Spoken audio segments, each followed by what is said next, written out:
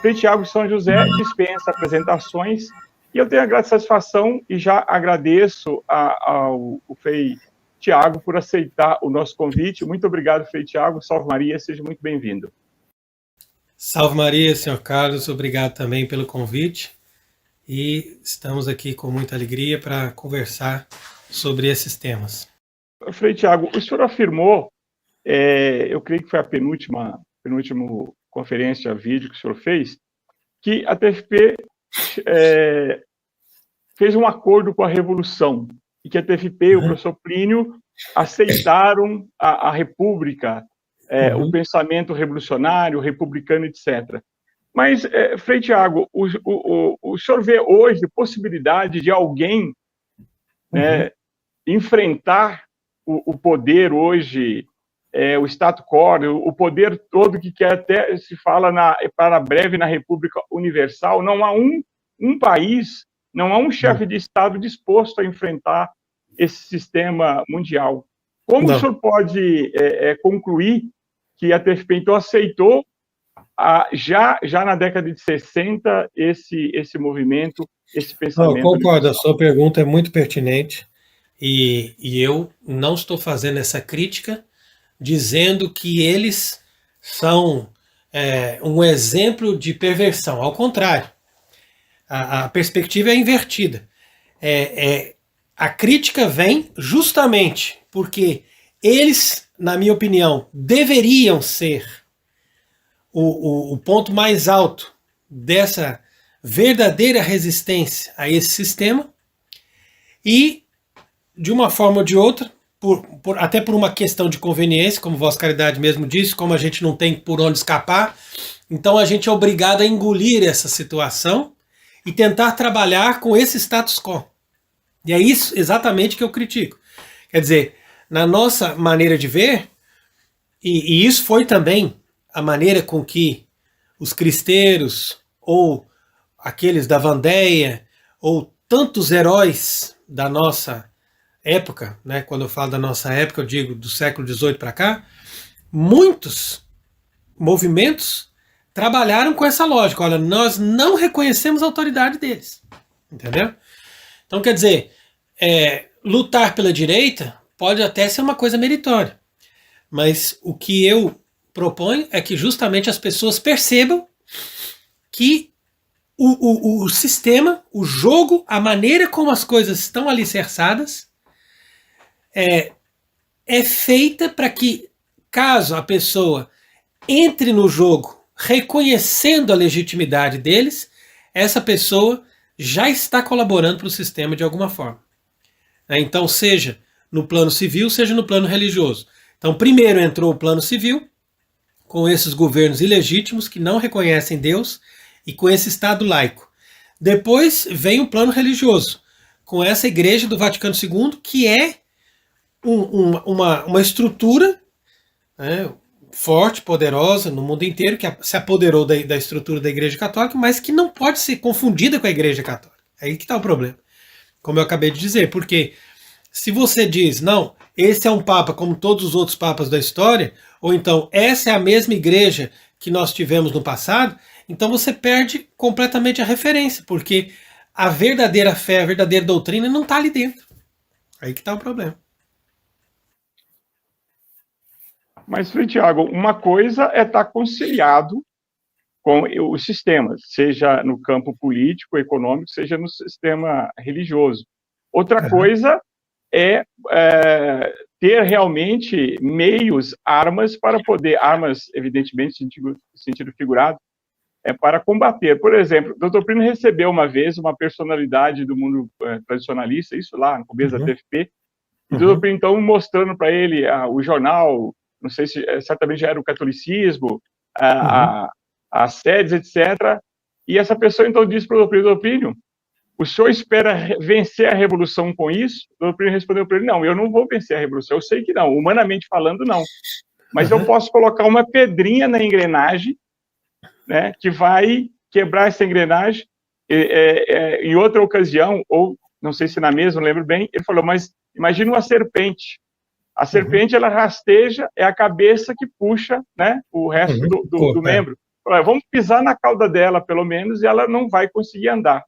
Então, Frei Tiago, o senhor conhece, tem um certo conhecimento, uma certa profundidade das campanhas da TFP, da trajetória do professor Plínio, por exemplo, campanhas contra o divórcio, a própria reforma agrária, socialista confiscatória, e tantas... Não, isso a gente conhece tudo. Eu não só, como eu disse, tinha essa constante participação nas sedes, mas eu sempre tive um interesse muito grande por essa literatura e assinava a revista Catolicismo. Aliás, recebia gratuitamente a revista Catolicismo no tempo que a gente estava em Atibaia. Então, isso aí é uma coisa que a gente conhece, mas é aquilo que eu estou dizendo. Na medida em que a gente chega nessa situação atual, a gente percebe que a única coisa que realmente pode deter essa serpente, que Vossa Caridade diz aí, é a nossa fidelidade total aos princípios da Igreja Católica, que nos obrigam a denunciar tanto a estrutura civil quanto a estrutura religiosa como ilegítimas. Aí que está. Se eu trabalho, por exemplo, para o catolicismo, reconhecendo que Francisco é um papa legítimo, então eu automaticamente entro na estrutura da destruição e da revolução. Por quê? Porque eu já reconheci a autoridade de uma pessoa que não tem a fé. Então como que o sujeito pode ser papa sem ter a fé? A mesma coisa a estrutura civil. A estrutura civil, é claro que eu não vou combater com armas, como fizeram os cristeiros, e nem vou entrar no meio da rua com um holofote dizendo, olha, eles têm que ser saqueados, vão fazer aqui uma guerra civil. Não, eu simplesmente vou dizer, olha, nós podemos até pagar um imposto ou colaborar com as leis, mas nós sabemos que essa estrutura não é católica, não é legítima, não tem nenhum mérito para merecer a nossa participação. Então, é mais ou menos isso que fizeram os cristãos depois da Revolução Francesa. No entanto, alguém poderia argumentar dizendo, olha, mas é verdade também que o Papa Leão XIII fez o Ralliman. E o Ralliman vai contra essa ideia que eu estou falando. Entendeu? Então, se você analisa o que aconteceu na época de Leão XIII, simplesmente ele disse, olha, que os cristãos colaborem, que os cristãos participem sim da República e entrem na política e não fiquem só como refratários, mas façam esse combate interno. Então concordo, se nós olhamos na lógica que Leão XIII propôs na época, fim do século XIX, nós poderíamos apoiar o Ralliman.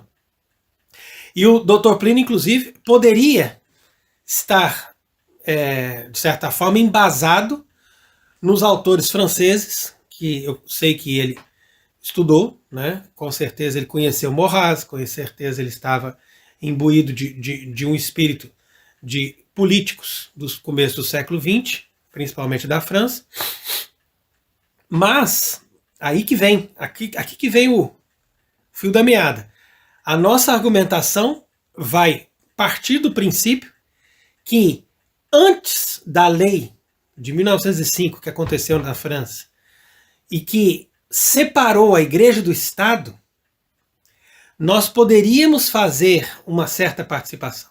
Depois que não existe participação, ou seja, depois que a Igreja e o Estado se tornam separados, então você quebra completamente a possibilidade de um cristão reconhecer essas repúblicas. Por quê? Porque a separação da Igreja e do Estado nos obriga também a dizer, olha, se ele não reconhece, né, que a Igreja tem a sua prerrogativa, então nós também não podemos reconhecer esse Estado como um Estado que tem a sua legitimidade, pelo menos diante de Deus. Quando eu falo de legitimidade, não é diante dos homens. Diante dos homens, eles podem fazer o que quiser. Até uma associação de narcotráfico pode ter a sua legitimidade entre os seus membros e ter as suas leis respeitadas entre os seus membros, com as suas autoridades respeitadas pelos seus membros, concorda? Mas eu estou falando de legitimidade diante de Deus. A Igreja do Vaticano II não tem legitimidade diante de Deus. E o Estado laico, separado da igreja do começo do século XX para cá, não tem legitimidade diante de Deus, porque até os pagãos, como São Pedro manda respeitar as autoridades, e São Paulo também, na sua carta aos Romanos, diz não, obedecei às autoridades políticas, públicas e tal, até os pagãos, eles tinham a lógica de união com a razão e com a religião. Então eles sabiam que para se manter num poder legítimo, eles não precisavam só de armas, mas eles precisavam de também atuar dentro do direito natural, ou seja, da razão, e também atuar dentro de uma religião oficial. Então todos os governos pagãos, até dos índios mais rebeldes ali da floresta, tinham uma religião oficial. E só a nossa sociedade moderna é que chega e diz assim, não, cada um tem a sua religião, é liberdade religiosa. Quer dizer, isso nunca aconteceu em nenhuma civilização. Percebe? Mas, Frei Tiago, nessa questão do poder, seja ele religioso, civil, etc., Dr. Plínio foi, nós podemos dizer que desde do início da sua militância católica, em 1935, quando em 1934 ele foi deputado pela Constituinte, pela Liga Eleitoral Católica, defendeu contra a sua vontade, né, as reivindicações mínimas, porque ele queria o máximo, evidentemente, da representação católica dentro da Constituição, etc., na sociedade, que realmente a Igreja tivesse o seu lugar de direito na sociedade. Dr. Plínio sempre trabalhou na defesa da civilização cristã. Por exemplo, o manifesto contra o socialismo autogestionário de Mitterrand, não me lembro agora o ano concreto, mas nos anos 80, né, onde ele publicou esse manifesto em vários países. Né, ou seja, é um manifesto contra, justamente demonstrando todo esse sistema. O senhor disse que nós não podemos, enquanto católicos, realmente admitir. Então, diante de tudo isso, o senhor afirma que Dr. Plínio ele era como que conivente e ele aceitava esse sistema. Quer dizer, eu não vejo como pode ser isso, sendo que ele sempre foi junto ao dizendo que ele aceitava isso. Na verdade, ali, quando a gente fez esse vídeo, nós estávamos querendo argumentar o seguinte, você tem que partir dessa argumentação. O argumento é que Dr. Plínio tinha elementos suficientes, pelo menos a partir do Vaticano II, não em 34, nem na década de 50, porque ali, pelo menos, a igreja funcionava, e uma vez que nós temos as autoridades da igreja, então a gente vai em sintonia com as autoridades da igreja. Então, por exemplo, Pio XII estava trabalhando naquela direção, e Dr. Plínio trabalhou na mesma direção. Então quer dizer que até ali tudo funcionava bem, e a atuação dele estava numa linha correta. Mas a partir do momento que houve esse golpe de Estado, que a gente poderia chamar de um golpe de Estado e não de um verdadeiro concílio, como foi o caso do Vaticano II, então, a meu ver, ele teria os verdadeiros elementos na época para poder analisar aquilo e dizer, olha, isso daqui não é legítimo, e se nós somos católicos, nós não podemos participar dessa estrutura de governo, dessa estrutura de poder, dessa estrutura religiosa que está baseada nesses falsos princípios. Então aqui deveria, na minha opinião, ter sido o momento dele romper com o Vaticano II e ao mesmo tempo romper também com a estrutura civil. Porque a estrutura civil, por mais que a gente diga, olha, agora nós vamos lutar contra a lei do divórcio, contra isso, contra aquilo, tudo bem, a gente pode até ter uma certa repercussão e conseguir, né, numa vez que nós imaginamos que exista ainda um ambiente democrático, como eu imagino que até a década de 80 poderia se falar nisso, então a gente poderia ter um certo sucesso. Mas, com o tempo, tudo isso foi sendo absorvido. Hoje em dia não existe mais nenhuma posição ou nenhuma campanha que a gente possa fazer que possa limitar o plano e o objetivo e a maldade que eles querem fazer até o fim da nossa sociedade. E não é uma questão só de comunismo, né? Porque, de fato, é mais fácil a gente pensar no primeiro momento que a direita é uma facção do bem que quer manter valores verdadeiramente tradicionais, conservadores, católicos, mas o que a gente vê hoje é que tudo isso evolui, né, na mesma direção. Então, se a esquerda faz uma demolição mais rápida, a direita vai fazendo um trabalho mais ou menos discreto, mas vai caminhando no mesmo sentido. Então, a argumentação que a gente estava fazendo era mostrando que faltou, na minha opinião, da parte dele, uma posição mais radical nesse sentido, e por causa disso mesmo, esse galicanismo, ou seja, essa maneira de interpretar as coisas e de imaginar que você tem um Papa, mesmo que ele ensine o erro, ou que ele promulgue uma missa que seja completamente falsa e herética, então levou uma parte da TFP, que foi justamente representada pelo João Clá, a fazer não só um reconhecimento, como era o caso da parte do Dr. Plínio, mas fazer um verdadeiro pacto com o Vaticano. Porque o João Clá fez um pacto com o Vaticano. E isso é uma coisa bem clara. E isso eu ouvi da boca de um próprio padre dos Arautos. Que eu perguntei para ele, mas então por que vocês não podem, por que vocês não celebram a missa tradicional se vocês sabem que a TFP só aceitava essa missa? E ele disse, não, porque nós temos um compromisso de não celebrar a missa tradicional. Inclusive teve um padre, isso é outro testemunho, uma pessoa recebeu os arautos na casa dela, e essa pessoa tinha o ritual, né, de bênção da casa. Aí ela deu para o padre e falou assim, padre, ó, se você quiser pode te ajudar, eu tenho aqui o ritual da bênção da casa. O padre dos arautos olhou o ritual e falou, não, mas aqui é o ano, ó, o ano de 1950. Não posso usar esse ritual. Eu só posso usar o ritual atualizado. Eu falei, mas padre, aqui tá tudo aqui bonito, as bênçãos em latim, gostaria tanto. Não, isso aqui eu não uso. Quer dizer, não era ele que não queria. É porque ele tem um pacto para poder colaborar em tudo com a nova igreja do Vaticano II. Talvez o senhor concorde em termos com o meu raciocínio. Pela trajetória do Dr. Plínio, nós podemos até concluir que ele chegou à conclusão que realmente, eu tenho certeza disso, que era a nova igreja que o concílio estava propondo. Tanto que ele não voltou para a partir da segunda sessão do concílio, ele não retornou mais a Roma. Né? E ele pediu, orientou, evidentemente, diante da posição de amizade que ele tinha, mas sempre respeitosamente, a Dom Sigor e Dom Maia, ele pediu a eles que eles interrompessem uma sessão do concílio e fizesse um discurso em latim, mostrasse para os padres conciliares onde aquilo ia dar, mas ele, infelizmente, os dois bispos brasileiros não tiveram força.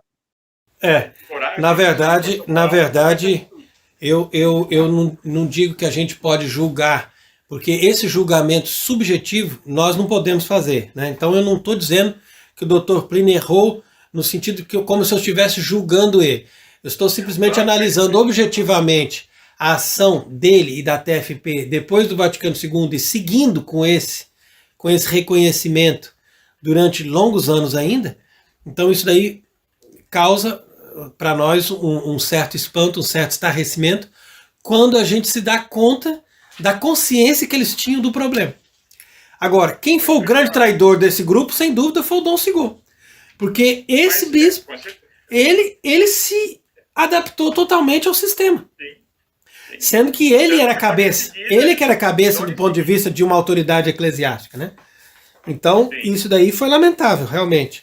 Assim como o próprio Cardeal Siri, que era uma pessoa também muito representativa, ele se entregou. Então, quer dizer, infelizmente, pela permissão de Deus, é claro que ali era o momento da paixão da igreja, né, que a igreja já começaria a ser entregue pelos seus traidores. Então, sem dúvida, nós temos que lamentar isso, que não houve uma voz verdadeiramente consciente na época, como hoje é uma voz de Monsenhor Viganò. Se o Monsenhor Viganò estivesse ali com esses argumentos dentro do concílio, aquilo ia abalar muito mais. Então, por exemplo, Dr. Plínio morreu em 95 e ele não chegou a essa conclusão. Então, de 64, tudo bem, era o começo da crise, mas até 95, ou seja, 30 anos depois, seria satisfatório, na minha argumentação, que ele falasse assim, olha, não, agora eu cheguei a uma conclusão clara. Ali o que nós temos são impostores, no Vaticano II, para cá, não são verdadeiros papas, porque um papa não pode aprovar isso, não pode fazer isso, isso não é legítimo.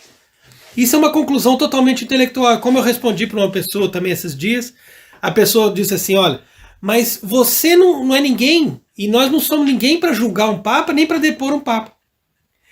E essa argumentação é falsa. Eu expliquei para ela, falei assim, olha, mas nós não estamos julgando nem depondo um papa, nós simplesmente estamos constatando que aquela pessoa não é verdadeiro sucessor de Pedro. Depois eles vão resolver o que vai fazer do Vaticano. Nós não estamos querendo o Vaticano, nós simplesmente estamos querendo mostrar para os católicos, ou seja, quem tem a fé verdadeira, que a própria Igreja Católica, na sua doutrina, ela já deu uma resposta para isso, ela já falou, ó, se a pessoa está assim, né, como diz a bula de Paulo IV, claramente, ele é nulo em todos os seus atos. Então a igreja precisa simplesmente deixar de lado aquela igreja como se fosse uma igreja anglicana e fazer o seu trabalho para poder a gente ter um Papa verdadeiro. Frei Tiago, nessa linha do Papa verdadeiro, o senhor tem um plano de ação para termos esse Papa verdadeiro? Ou seja, aqui são perguntas minhas, que eu acredito que possa até ser de outras pessoas. Não. Pensam, tem essa indagação. O senhor, por exemplo, morrendo Francisco, falecendo Francisco, nós sabemos que estamos às portas de um novo conclave. O senhor pensa em reunir bispos num conclave paralelo?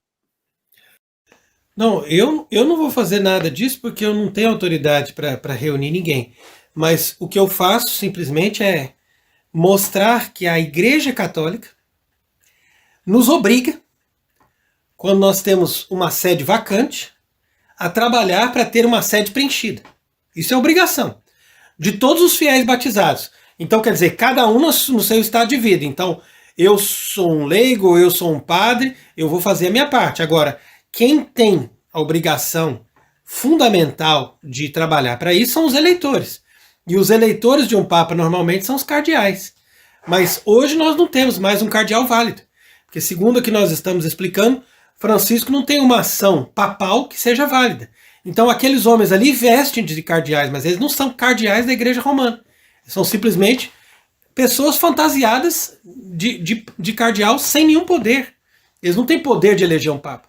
Então o poder de eleger um papa hoje estaria justamente com os bispos que guardam a fé católica. Para eu dizer que um bispo, não sou eu que julgo se ele guarda a fé católica ou não.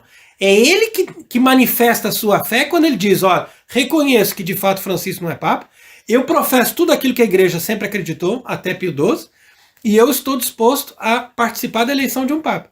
Isso não sou eu que explico, são os grandes doutores da igreja, como o cardeal Caetano, como São Roberto Bellarmino, eles explicam isso, que na falta de um eleitor, o último grau, né, vamos dizer assim, a última possibilidade que nós teríamos para eleger um papa na Terra seria a reunião dos bispos num concílio geral.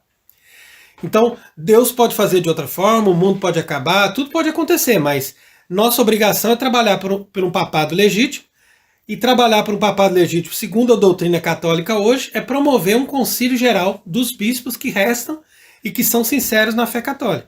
Então seria, no caso, Monsenhor Viganò e outros bispos que tem por aí, que se apresentam pelo menos como bispo, que podem dizer, olha, eu estou aqui para defender a igreja, depois o Papa vai organizar de novo e vai ver quem realmente faz parte da hierarquia, mas a princípio nesse concílio geral você não precisa selecionar ninguém, você só precisa saber que tem uma autoridade ali presidindo, tanto do ponto de vista religioso, quanto do ponto de vista civil, para proteção daquele evento.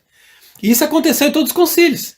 Né? Se a gente analisa a história da igreja para trás, a gente pensa que foi sempre tudo muito bonitinho, mas não. Na época tinha concílios dos heréticos que pareciam que eram válidos. E tinham concílios da verdadeira igreja católica que foram com grande sofrimento, com grande dificuldade, como é o próprio caso do Concílio Vaticano I. E depois a história que diz, olha, de fato a igreja venceu com esse concílio. Mas na época as pessoas também estavam na confusão tão grande quanto a que as pessoas estão hoje. Né? Então hoje, Frei Tiago, o senhor teria um número de bispos com esse pensamento realmente alinhado com o senhor, dessa necessidade de uma emergência e os bispos se reunirem e fazerem um conclave? O senhor tem bispos realmente alinhados com isso, não? Olha, eu conheço pelo menos aí uma dezena de bispos no mundo que são de fato dispostos a isso. Mas eu acredito que são muito mais. O problema é que as pessoas são covardes, porque eles têm medo de perder o mínimo que eles têm ali, de posição e de sucesso. Então imaginemos que hoje nós tivéssemos um reino que seja na Terra que pudesse sustentar o papado, que pudesse dizer, olha, eu vou proteger o Papa, podem vir aqui no meu reino que eu vou pagar todas as despesas para vocês se reunirem em concílio e vocês terão todo o meu apoio. Se houvesse um rei assim, como aconteceu na cristandade antigamente, e eu te garanto que no dia seguinte tinha 300, 400 bispos ali, entendeu? Todos felizinhos participando e dizendo, não, mas a gente está aqui agora nós vamos fazer o que é certo, entendeu? Então o pior que a gente tem hoje não é o poder espiritual. O problema é que não tem o poder temporal que sustenta essa ação do poder espiritual em nome da verdade e do verdadeiro papado. Então, quer dizer, se esses reis hipócritas do século XVIII já faziam guerra contra o Papa e contra os jesuítas, imagina as repúblicas de hoje, percebe? Então, quer dizer, nós estamos numa situação grave. Mas eu não digo que eu tenho solução, eu não digo que eu chego assim e vou dizer, não, agora eu vou resolver, eu vou fazer um concílio. Eu não estou dizendo isso. Eu estou dizendo simplesmente que a minha argumentação é em nome dos princípios. Os princípios católicos nos mandam agir assim. Quem sabe, daqui a 50 anos as pessoas vão escutar essas palavras, junto com as palavras de outras pessoas que dizem a mesma coisa, e vão resolver trabalhar. Não estou dizendo que vai ser agora, nem daqui a 10, nem daqui a 15 anos. Mas pode ser que a situação seja tão terrível daqui a 50 anos e que exista uma outra situação, um outro momento que permita que essas coisas aconteçam e que as coisas sejam restauradas, entendeu? Mas, Frei Tiago, vamos, hipoteticamente falando, se ele fosse eleito um Papa hoje, um Papa que fosse reconhecido como válido, uma pessoa realmente de moral ilibada, o senhor acha que o Papa teria o poder hoje, diante da sociedade desacralizada, onde a imensa maioria não tem fé, perdeu a fé, nem o Deus hoje da maioria da sociedade é o Deus da conveniência deles. O que o Papa poderia fazer diante de um mundo tão conturbado? O senhor não acha que essa solução humana não é possível e não vai ter efeito algum? Ou o senhor acha que é possível, que ele pode fazer algo, realmente restaurar a igreja e, por consequência, a sociedade temporal? Então, essa é uma pergunta boa, mas é nessa pergunta que eu faço questão que Vossa Caridade perceba que Vossa Caridade está partindo de princípio falso. Entendeu? Está partindo de um princípio falso. E é esse princípio falso que tem que ser corrigido na TFP para a TFP ser realmente contra-revolucionária. É isso que eu estou chamando a atenção. Por quê? Porque o princípio falso é o seguinte: será que a gente vai conseguir? Será que nós vamos ter pessoas? Será que nós vamos ter poder? Isso não interessa para a igreja. Percebe? A igreja, ela faz a vontade de Deus. É uma coisa que vem do alto. Não, eu compreendi, mas entenda até o fim a explicação. Entenda até o fim a explicação. A igreja, ela não se preocupa com o resultado. Eu não tenho que preocupar com o resultado. Na minha vida, por exemplo, eu não me preocupo com o resultado. Se eu estou fazendo uma coisa, se eu estou convertendo 1000, eu não estou convertendo ninguém. O que eu só preciso fazer é a vontade de Deus. E a vontade de Deus parte dos princípios. Então, o que a gente dá testemunho da verdade é exatamente quando a gente segue a mesma igreja. Se a gente faz essa concessão igual raciocínio humano. Isso é que é raciocínio humano, de João 23. Olha, nós estamos num mundo que já não acredita mais, que tem outros valores e tal. Então o que a igreja tem que fazer para não perder fiéis? Olha o raciocínio humano, ó. Olha a loucura entrando. Ah não, nós temos que fazer um concílio, temos que abrir, temos que adaptar, porque as pessoas estão mudando o pensamento, afinal de contas a igreja, né, tem que estar no mundo inteiro. Não! A igreja tem que perder fiéis, tem que sair todo mundo, que suma todo mundo, que suma, vai fazer o que quiser da vida. Mas nós permanecemos na verdade, nos princípios, na verdadeira fé. É isso que Jesus disse para São Pedro, o próprio São Pedro. Quando Jesus falou, ó, quem não come a minha carne e tudo, o pessoal achou estranho, falou, ah não, mas esse homem tá estranho falando de comer carne, a gente não tá querendo comer carne de gente, como é que a gente vai participar disso? E foram embora. E Jesus, ao invés de falar, não, mas escuta aqui, gente, não é bem assim. Não, ele falou para São Pedro, e vocês não vão ir também? Pode ir. Né? E São Pedro falou, mas a quem nós iremos? Percebe? Ali foi outro momento importantíssimo de São Pedro, que poucas pessoas se lembram. Né? Você vê como é que é importante o Papa. Então quer dizer que a igreja, ela precisa do Papa, porque eu preciso de uma autoridade legítima, é só por causa disso. Se eu precisar, se fosse só uma questão de resolver a minha vida, eu já faria tudo por um Papa. Por quê? Porque a minha vida hoje está destruída por causa da falta de uma autoridade legítima que pode me dar condição de eu ter justiça. Por quê? Porque nós perdemos tudo, nós somos injustiçados porque a gente não tem uma autoridade legítima que nos dê o nosso fundamento. O que eu preciso é só isso, eu preciso de um superior. O raciocínio do senhor, eu concordo com ele, mas só que a maioria dos movimentos tradicionalistas, eles têm esse pensamento de resolver o problema da missa, resolver o problema deles terem, né, eu vou usar um termo que as pessoas podem não compreender, resolver a sua vidinha. Isso, eu não vejo isso hoje nos movimentos tradicionalistas, eu vejo uma casca nos diversos, pode ter, tem gente boa, com certeza, não estou julgando. Não, mas é por isso que eu estou dizendo, um Papa verdadeiro não vai sair desses movimentos tradicionalistas, porque eles são heréticos e cismáticos.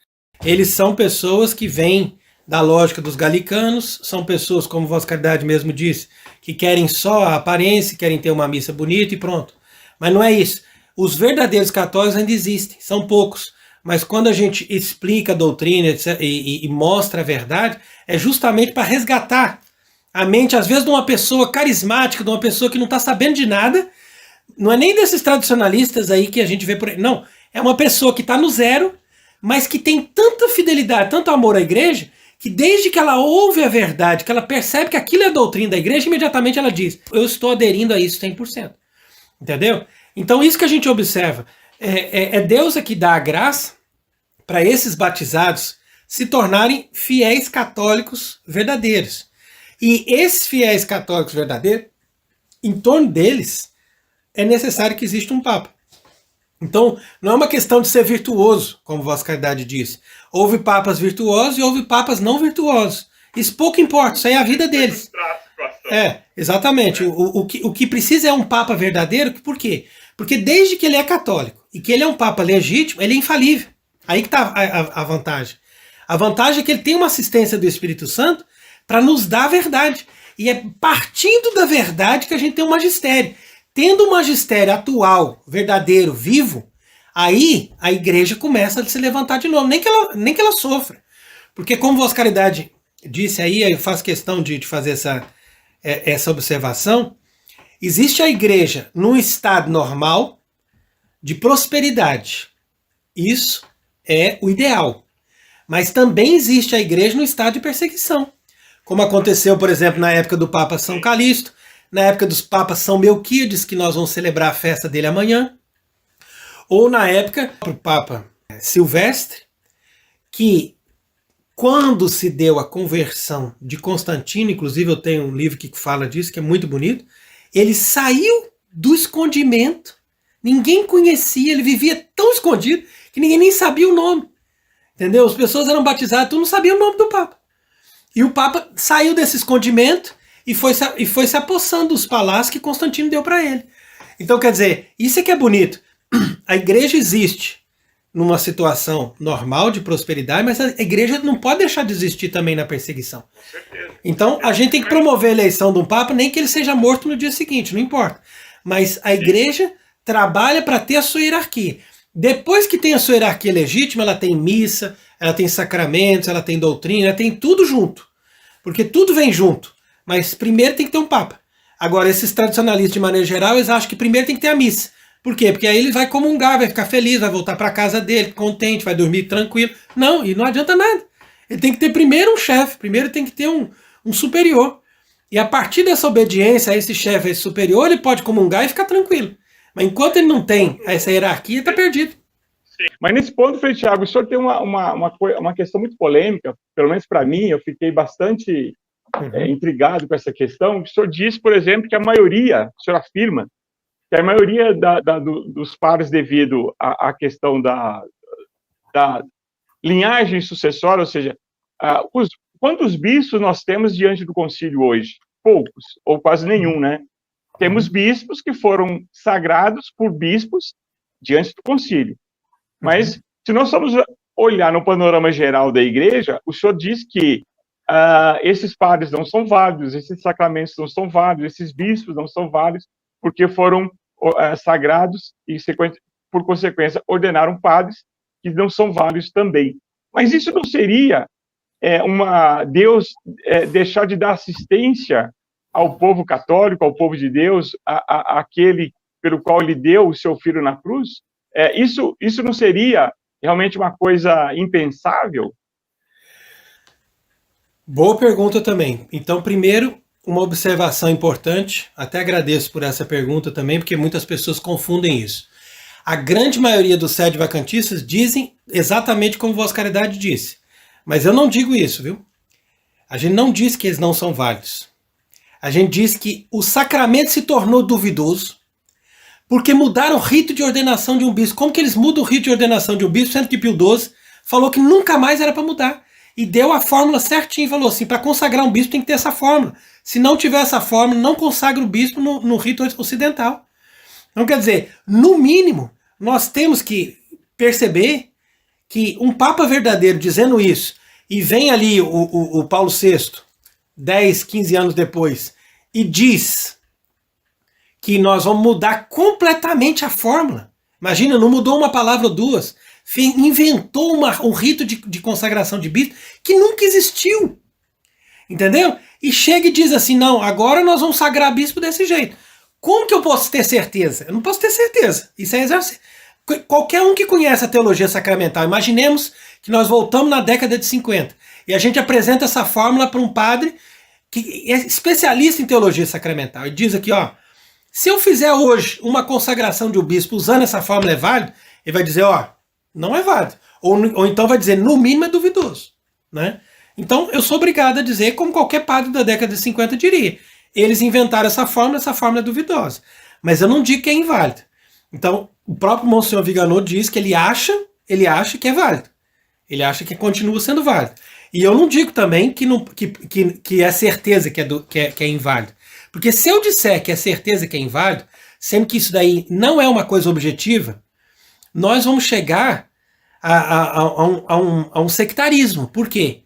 Porque o sectarismo vai nascer de uma decisão de uma autoridade que não é constituída por Deus para decidir isso.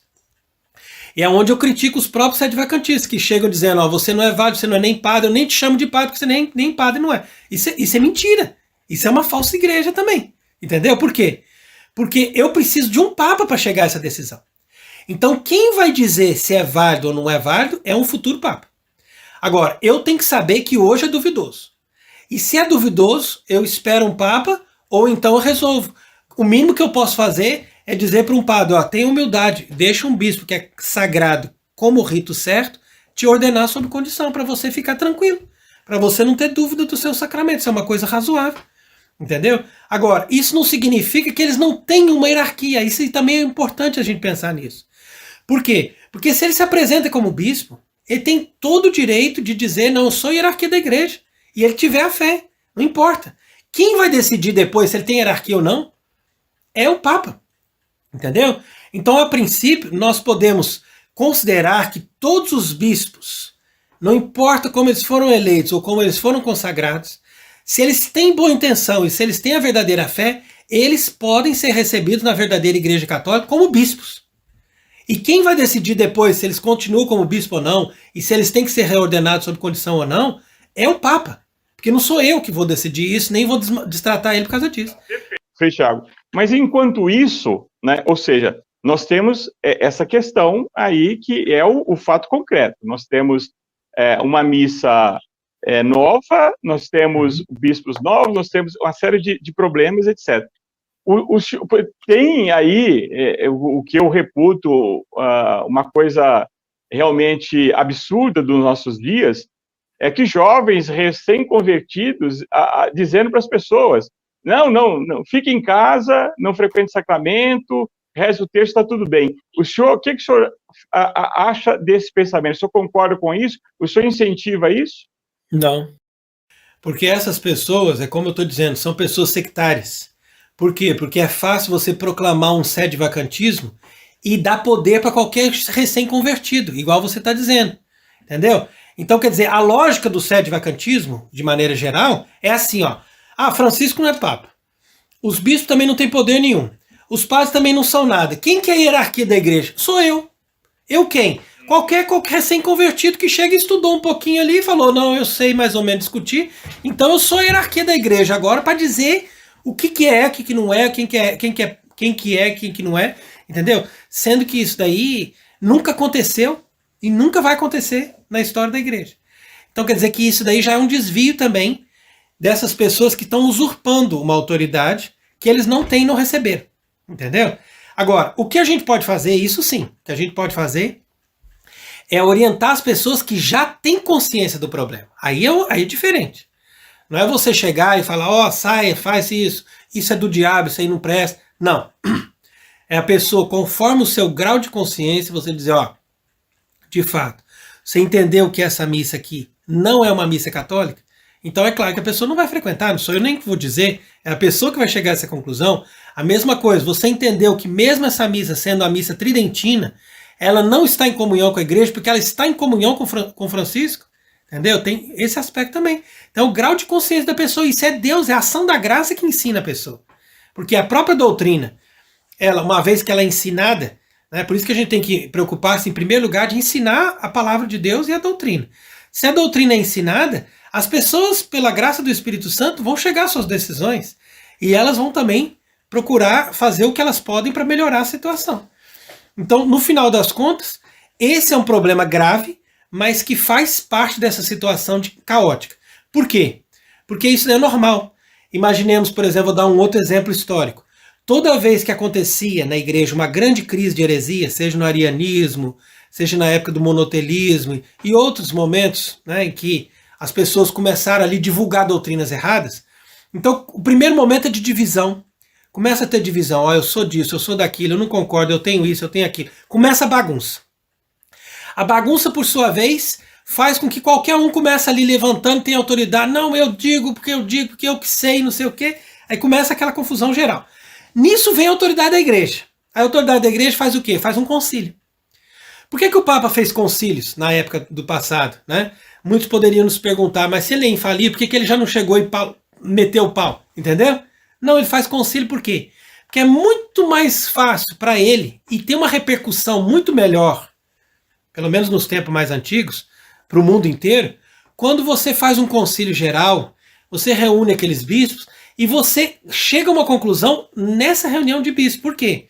Porque aí esses bispos que vão sair dali com a conclusão garantida, eles vão trabalhar para o Papa de uma forma muito mais eficaz do que se o Papa simplesmente chegasse ali e falasse, não, é assim, pronto, acabou.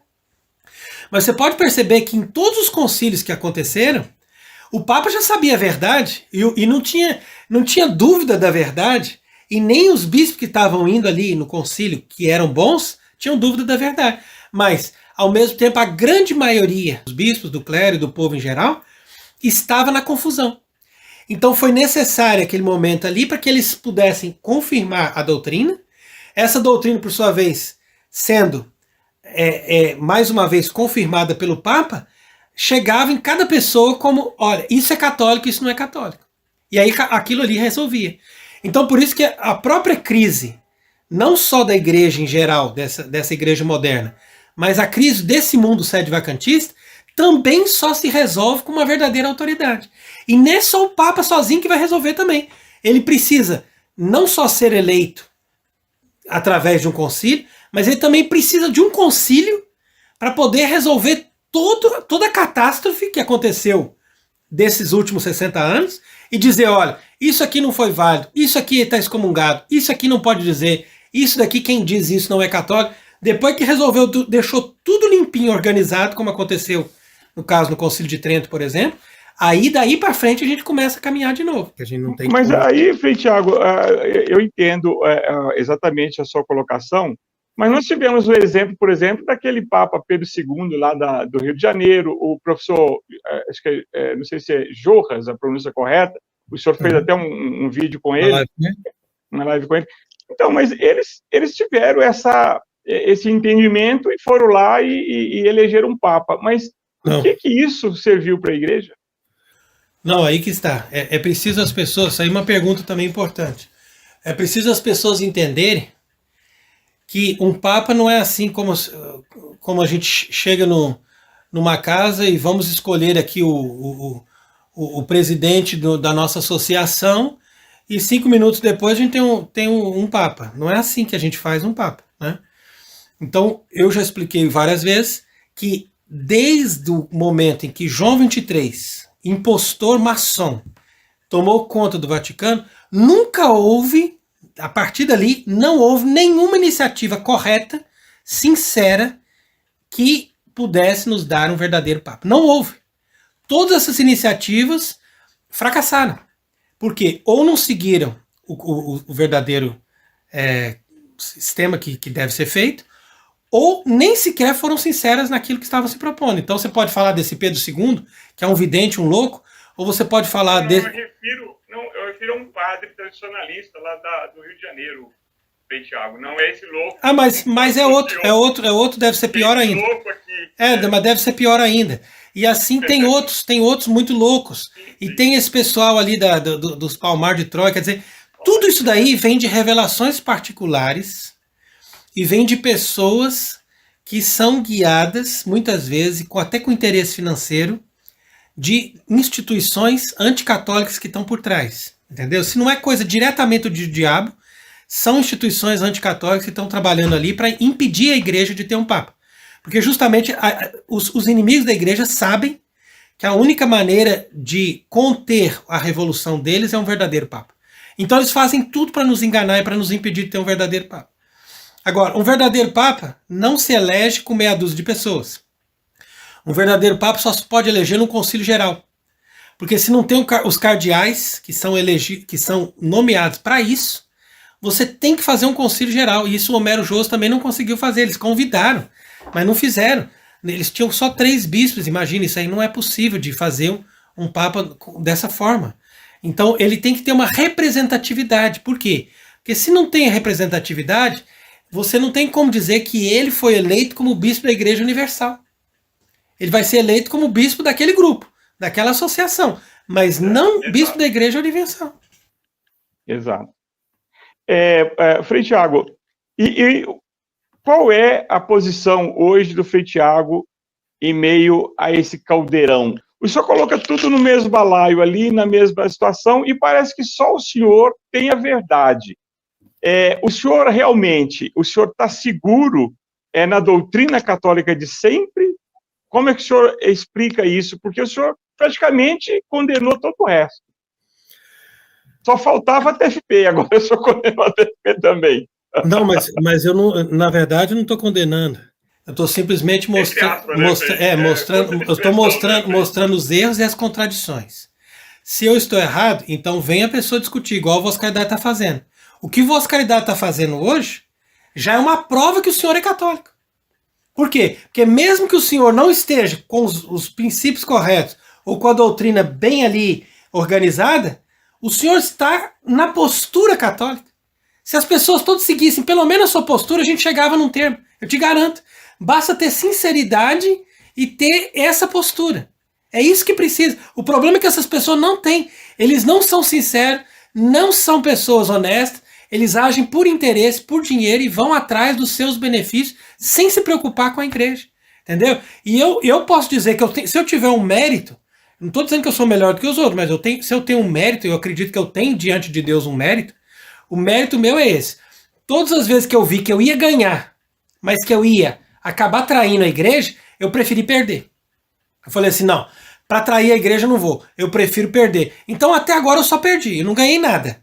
Você pode ter certeza. Eu fui a pessoa até hoje que só perdi. E estou perdendo até agora. E continuo perdendo. Agora, eu posso morrer perdendo, mas eu tenho certeza, isso eu tenho certeza, que eu tenho a doutrina católica.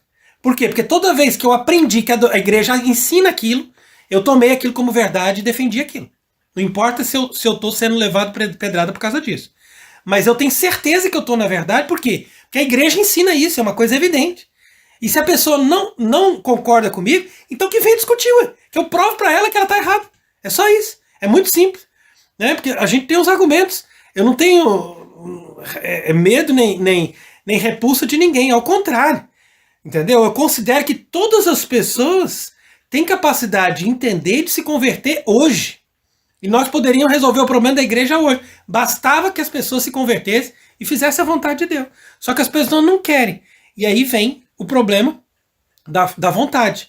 Porque se a vontade não adere à verdade, aí a pessoa passa a ter uma culpa. E essa culpa pode se prolongar até o momento que a pessoa começa a fazer o que a gente chama de impugnação da verdade conhecida. E a impugnação da verdade conhecida é pecado contra o Espírito Santo e inferno na certa. Então, quer dizer, pelo menos então que eles procurem se reconciliar com Deus antes de chegar nesse estado de condenação. Agora, nessa trajetória toda, Frei Tiago, tem algo que o senhor se arrepende de ter feito, não digo em relação a pessoas, mas no caminho que o senhor trilhou até agora, há algo que o senhor olha para trás e diga, eu não deveria ter tomado tal atitude? Olha, sem dúvida, porque nós estamos, pelo menos nós que somos religiosos, né? A gente todos os dias, né? Tem aqui um frei aqui comigo, todos os dias nós fazemos um exame de consciência e a gente percebe, olha, isso aqui eu errei, isso aqui eu fui mal, isso aqui eu agi contra a regra, contra a obediência, contra Deus, ou contra a igreja, ou contra a caridade. Então a gente se converte e se arrepende todos os dias. E se a gente não fizer isso, a gente não consegue caminhar, porque a nossa conversão tem que ser sincera e tem que ser diária. Então eu me arrependo, com certeza, de ter, durante muitos anos, eu também tive essa mesma atitude do Dr. Plínio, ou seja, eu mesmo me enganei dizendo, eu não sou capaz de entender o problema, então eu não sou eu que vou chegar ali e vou dizer que é papa, que não é papa, essa discussão está acima da minha capacidade, ou está acima do meu entendimento, da minha decisão, não depende da minha decisão. E depois eu fui perceber a minha hipocrisia. À medida em que eu percebi o seguinte, não, eu tenho sim obrigação de denunciar, de mostrar a verdade, a igreja diz isso, e nós estamos concordando com uma coisa que é contrária. Então, é claro que se a gente tem essa experiência de conversão, a gente tem autoridade também para falar com os outros que passam pelo mesmo processo. Né? Agora, quando eu digo autoridade no sentido da minha experiência, mas não autoridade no sentido de que eu que vou chegar e vou puni-los, vou excomungá-los. Isso não compete a mim, compete a um papa. Mas, Frei Tiago, agora, evidentemente que hoje, com as redes sociais, o acesso à informação, etc., a própria facilidade hoje de se comunicar, evidentemente é muito mais fácil, por exemplo, o senhor ter essa posição de falar, de explicar, de buscar, até para estudar ficou, né, mais fácil. Mas quais os frutos que o senhor realmente, pelo caminho que o senhor optou, ou seja, de denunciar, de realmente escancarar os problemas da igreja, qual o fruto realmente que o senhor pode dizer que essa trajetória do senhor obteve até agora? Porque uma coisa é falar para uma pessoa, o católico que realmente compreende, né? Eu acho que é muito mais difícil nós tratarmos dessas questões para um católico paroquiano lá do seu dia a dia. É muito complicado ele compreender toda essa temática. Eu não sei se o senhor tem esse critério de escolher no sentido de realmente, eu posso tratar desse assunto mais abertamente com aquele grupo, com esse não. Mas o senhor tem frutos? Que frutos o senhor colheu, está colhendo dessa postura do senhor de denunciar e falar abertamente? Então, antes de dizer se a gente tem ou não tem fruto, volta àquela questão que eu comentei com o senhor, né, que nós não podemos partir desse raciocínio utilitarista. Porque se Cristo, o próprio Cristo, fosse pensar nisso, ele ia se considerar um derrotado, porque morreu na cruz, os discípulos foram embora, acabou tudo, não tive fruto, não deu certo, entendeu? Então não é assim. A gente simplesmente faz a vontade de Deus. E denunciar o mal e mostrar a incoerência e a mentira é necessário. É uma coisa que Deus nos obriga a fazer. Então a gente tem obrigação diante de Deus de fazer aquilo ali. Então eu me sinto, particularmente, eu me sinto feliz e realizado de fazer a vontade de Deus e tenho confirmação na paz que eu sinto na minha alma de estar fazendo aquilo que Deus me manda, da minha parte. Agora, resultado a gente não busca. Como eu disse, isso depende da graça de Deus, no momento certo ele dá os resultados. Eu acho que de fato os resultados são muito poucos. E se eu fosse analisar pelos resultados, já era para ter desistido e olhar para trás e buscar outra profissão. Entendeu?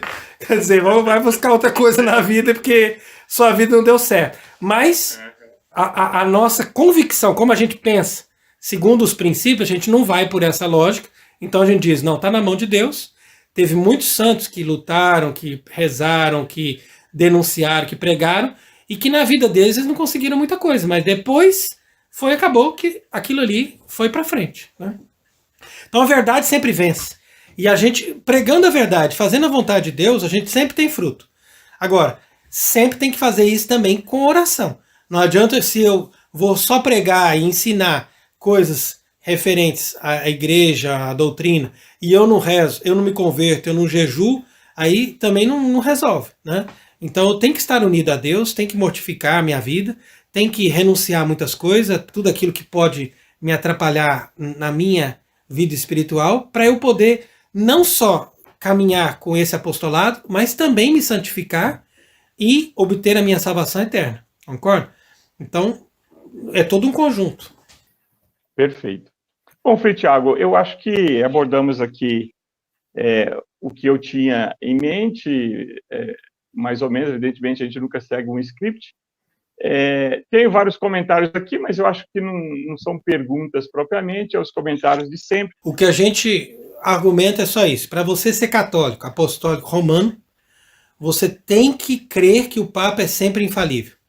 Se você diz que o Papa fez uma missa que não é boa, ou se você diz que o Papa aprovou um concílio que não é bom, ou se você diz que o Papa ensina erros, promove o homossexualismo, promove o divórcio, promove isso, promove aquilo, como é o caso atual, então você não é católico. Por quê? Porque um católico não pode acreditar que um Papa é capaz desses erros. Aí que está a questão. É só isso a nossa argumentação. Nisso eu concordo com o senhor, Frei Tiago. Não há realmente... O que nós estamos vendo hoje é algo impensável. Até mesmo João Paulo II foi tão avançado quanto... Em relação a Francisco, ele é tradicional, um Papa tradicional.